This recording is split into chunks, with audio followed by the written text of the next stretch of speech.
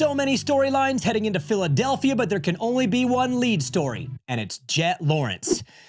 Ouch. You know, in a 4-round title fight, especially when it's one-on-one, you always want to punch first. You want to win qualifying and your heat. You want to nail your main event start next to Vince, then blow by and check out on a legend, eventually finishing a couple straightaways in front of your championship rival. Yeah, that's what you want. And that is exactly what Jett Lawrence did to Cooper Webb in Nashville. As bad as it looked, and the dirty details are ugly, can you take a wild guess who cares the least? Cooper Webb. Why? Because this isn't the first time Jett's done this to him, to everyone. He did it at Anaheim, Detroit, Daytona, Birmingham, Indy 3 times, and again in Nashville. But guess what? Cooper's only down 5, and to the mentally toughest Supercross racer maybe ever, Nashville was Nashville. Philadelphia is Philadelphia. But if we're being honest, last Saturday night wasn't great for Coop. He got beat in both qualifying sessions, kept Jett sort of honest in the heat race, then yes, grabbed his 4th podium in a row, but got dropped 15 seconds like that. Say Ken Roczen's shock doesn't blow. Does he beat him? Without the local Larry loop out, maybe Chase gets him too. Not sure. Not super likely, but maybe. Coop wasn't his feisty self for some reason. He wasn't super fast or aggressive. He just got through it, walked onto the podium, and didn't reveal much of anything. Definitely no wiener jokes. I'm sure the flight home sucked. Flashbacks to Jett yarding you every lap, losing the red plate, and facing the harsh reality that the podium was a bit gifted. But a winner brain can shut off all that garbage and look at it through a winner's lens and lock right back in without a single doubt. Just angst. That's where Coop is today. Festering.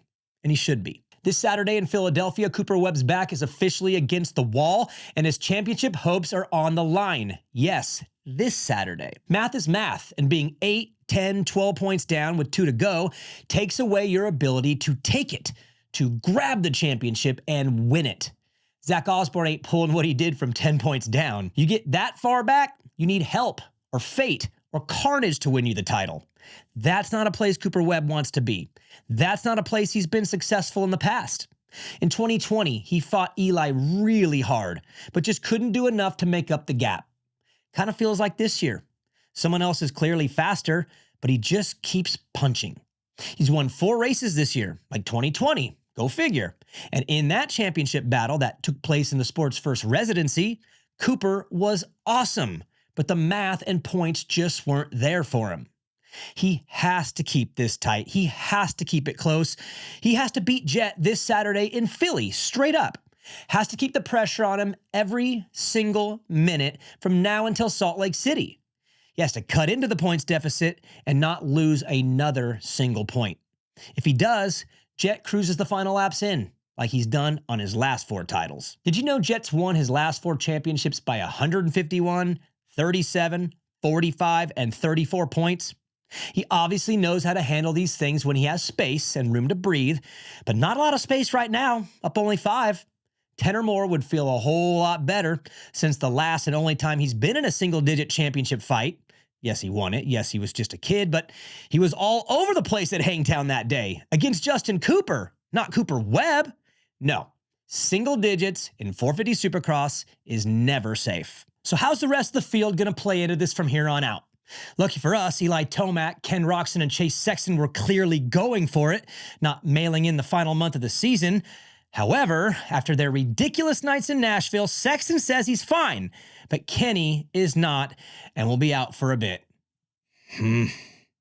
So how does that affect Coop? I think a spicy battle with all the top dogs might help him, making things tense and pressuring for Jett, where in a one-on-one, he's outmatched in almost every way, except for racecraft, which you don't get to use when you're getting dropped by 15 seconds.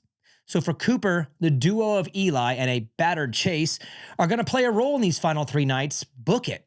And although Jett has proven he can handle big moments, he's never had to race against someone like Cooper Webb. While the defending 450 Supercross champ and the second winningest racer in Supercross history still happen to be interested and would love nothing more than to stop you from winning this thing as a rookie. And I just got to throw this out there so there's no confusion. There is no possible way Eli Tomac helps Cooper Webb win this title. No way. And it goes both ways. Webb would never, Tomac would never. Those old school souls would never. This Saturday, if somehow, some way, Cooper Webb can tighten it back up, especially if he can pull off a win, he would have Jett Lawrence in the most uncomfortable and difficult position he's ever been in his entire career by far. And as fans, we need it to happen. Tom Vialle versus Haiden Deegan. How's that sound? Has a nice ring to it. Well, it might be something we say a lot in the coming years, as their timelines have somehow met up perfectly, while their backgrounds couldn't be any more different. Tom is the one French dude on the planet who didn't have any Supercross background when he showed up here. Instead, as a kid, he focused on motocross and, just won a couple MX2 titles, no biggie. Then decided to gamble and move to the US in his 20s and learn whoops. That's not your typical path, but neither is Deegan's, being a Supercross-groomed YouTube sensation who showed up his rookie year and finished second to Hunter Lawrence, then won the inaugural SMX Championship. No, their backgrounds couldn't be any more different, yet here they are. The clash between Ricky Bobby and Jean Girard has begun, and I am here for it. Now, through the eyes of Haiden Deegan, this seems off. He's the lifetime Supercross prodigy in the making. He's the one I saw racing arena cross on a 65 in Austin, Texas 10 years ago, preparing for this moment. And he's the one going up against a guy he probably never heard of until last year at Houston, when the 3-digit foreigner popped up on a Supercross track, blitzing his way through the whoops like a turtle, but always found himself up front in the lead group. Vialle was learning on the fly with insane international pressure to come over here and do what Marv did, what Purcell did, what a bunch of French riders have done in the past. Shred Supercross. And he has. Now with 2 wins and a 13-point lead with 2 rounds to go, Tom Vialle's Supercross Championship is the most likely of the 3, with the 250 West and 450 championships being way less predictable. If you asked Danger in January if he foresaw this scenario in late April, he'd say you're psycho. But here we are. Now, I can sense that these two seem to have some issues brewing. You hear little rumblings from people close to both. You can feel an odd yet natural tension building between them. First turn altercation in Detroit led Danger to throw a few fingers around, even though ultimately it was Seth Hammaker who caused that crash, but that reality doesn't seem to affect Danger's feelings for his championship rival, and he ain't afraid to throw it out there and give us a preview of what might come. While that mentality will lead to greatness, I believe, in this title fight, Tom wins by the metrics. He's a better starter, clearly. He's more experienced, clearly. He has no track deficiency to Danger, as Haiden isn't some whoop god like Christian Craig. And most importantly, Vialle has a 13-point lead to manage, with heavy hitters and possible championship disruptors, Austin Forkner, Cameron McAdoo, and Seth Hammaker on the sidelines, unable to assist in the carnage needed to cut this deficit down. But Haiden Deegan has the X factor. That's not everyone's belief, but it is mine, and I believe he has the potential to be great. And if he pulls this, it will be great, and most likely silly. Oh, baby, this could get really silly. I wasn't around for those amateur days, but I heard they were glorious, and old Tommy Boy is about to get a heavy dose. Tom will get the weirdness this Saturday in Philly, his final one-on-one with Danger. Then he will prepare himself for a 1-on-20, as the Star Yamaha team has already begun signing every single rider from both coasts. They may have 30 of them by Salt Lake City. And as good of a position as Tom is in, he's about to go through the wildest experience of his racing life.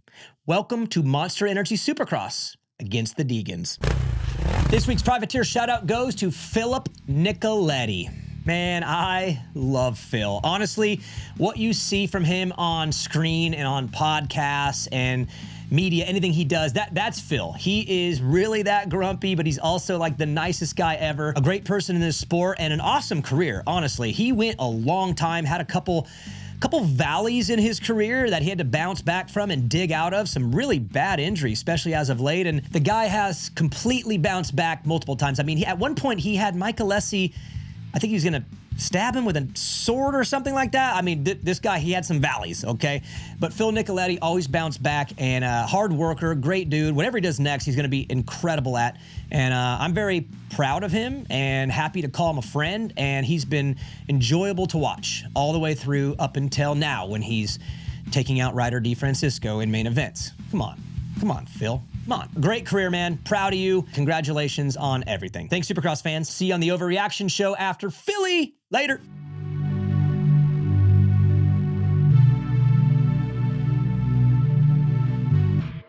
Thank you so much for watching this show. If you liked it, press the like button. And if you want to subscribe, then press the subscribe button. Share it with your friends, with your family, and grandma. Make sure you send it to grandma. Grandmas love everything Main Event Moto does. All you Motoheads out there, we are still rocking and rolling at Main Event Moto.